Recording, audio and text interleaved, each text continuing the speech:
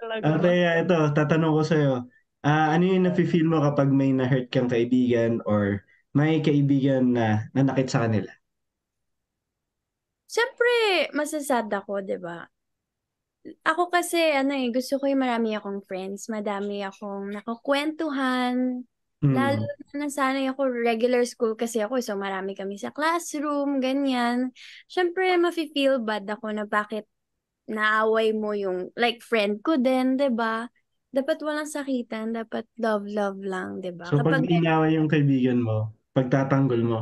Oo, pagtatanggol ko. Kasi kapag meron namang ginawang masama, pwede naman kausapin, 'di ba? So Pwedeng manananggol ka rin. manananggol din ako. Manananggol din.